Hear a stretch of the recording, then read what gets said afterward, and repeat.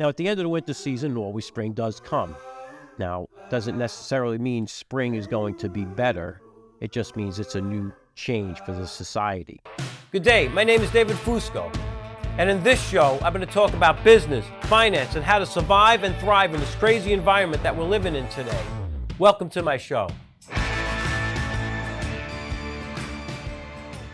Good day. Today is May 19, 2023. I think it's always a good idea to put the actual date in the transcript of what is being said, because later on, it's, as things are talked about, they won't make sense if we don't identify the time frame. Anyway, I know our podcasts are all about finance and business, and that's really what I'm all about. I am a CPA, and I've been one since the 1980s, in my own business since October 25th, 89.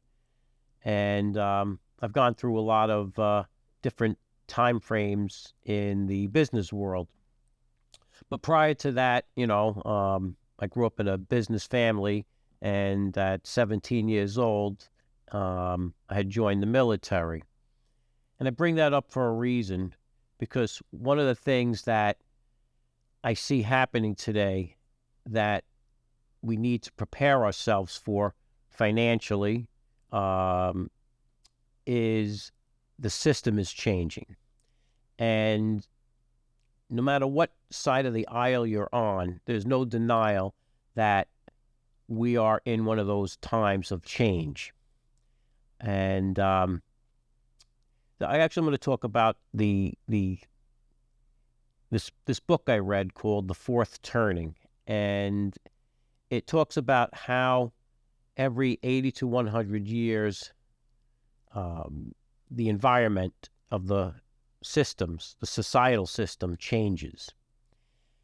And it goes through the progression and it likens the societal changes to the seasons. So you have winter, then you have spring, followed by summer, followed by fall, followed by winter, and so on. And just like the seasons, societies go through these same progressions, where you have a winter, which is a time of turmoil. You have your spring, which is a new growth, regrowth. You have your summer, which is the fruition of that growth. You have your autumn, which is the reaping of that harvest of that growth, and then you're back to the winter season again. And in this book, The Fourth Turning, written by Howe and Strauss in the 1990s, they talked about this. And I recommend reading that or going on YouTube and checking out videos, type in The Fourth Turning and watch stuff about that. And I don't remember the beginning. They went to England, I think Magna Carta time, the 1200s. And can't remember all that, but I do remember the American history part. So I'm going to talk about that a little bit first. So in the United States, or what's now the United States, in the Americas, the British, the French, and so on, the colonists all came here, and they built up the colonies that we now are living in.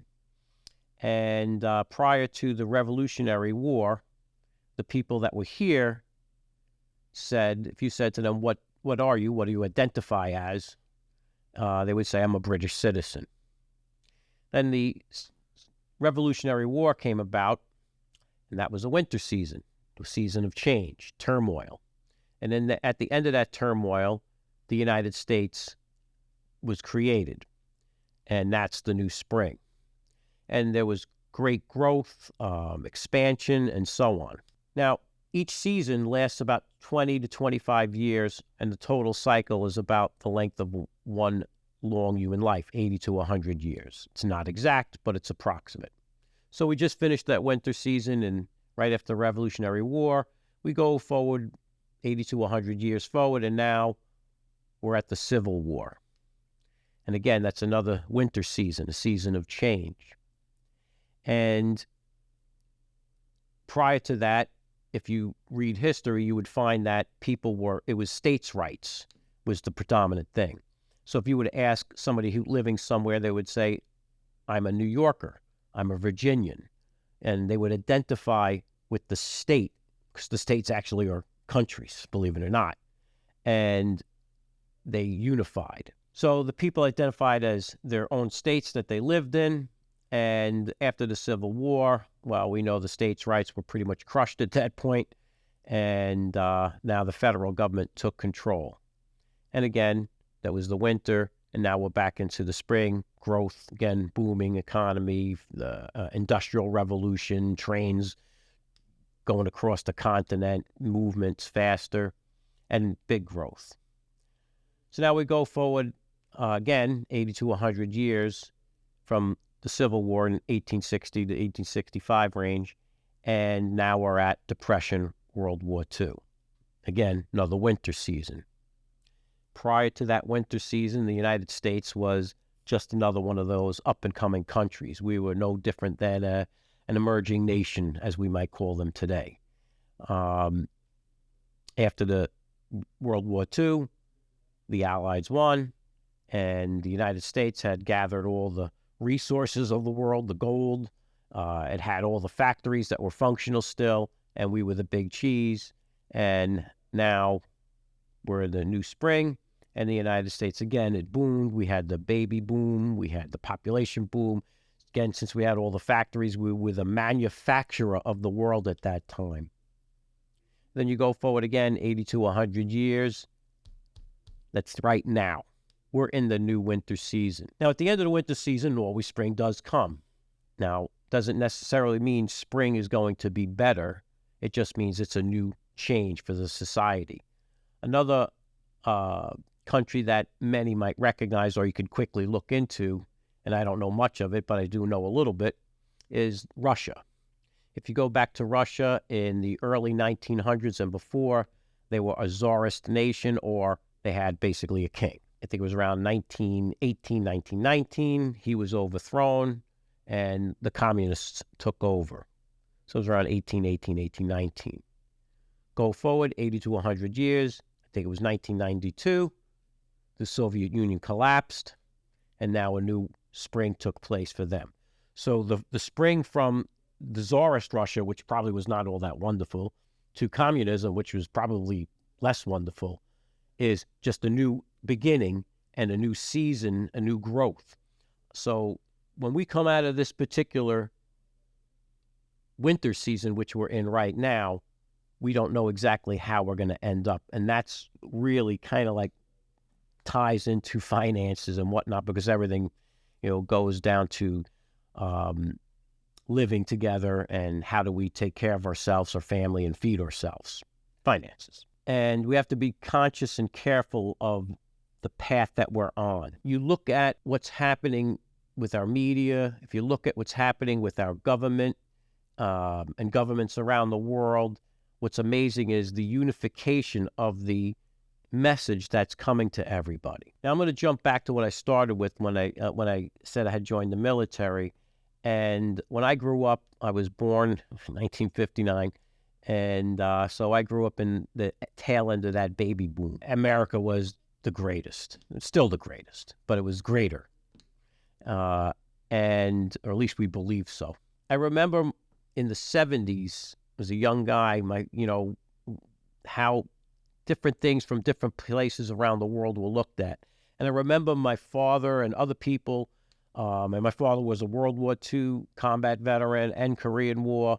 My uncles were veterans, some combat veterans, some not. My brothers, grandparents, myself. When I was in the 10th Special Forces Group. I was a U.S. Army Green Beret, and I learned quite a lot of good skills there. Back to my father. So in his time frame, they hated the Japanese, and that's what they were taught to do. And if you look at the old movies and you look at the propaganda from that era, it was all about hating and the enemy. When I was growing up, more near my time frame, when I joined the military in the 70s, the enemy was communism. Going to school, I remember in the grammar school, them having us duck underneath the desks because of the nuclear attacks that might come, or go standing in the hallway pulling our coats over our head, like that was really going to do anything to protect us from a nuclear explosion in the city of New York. But I guess it was just to make you feel better. So communism and hatred for communists was ground into my head. I got out of the military in the 80s and went to school, became an accountant, and I'll never forget, back then it was the pencil and paper days, and to begin with, and the computers were just coming into the scene, and I had a Russian man.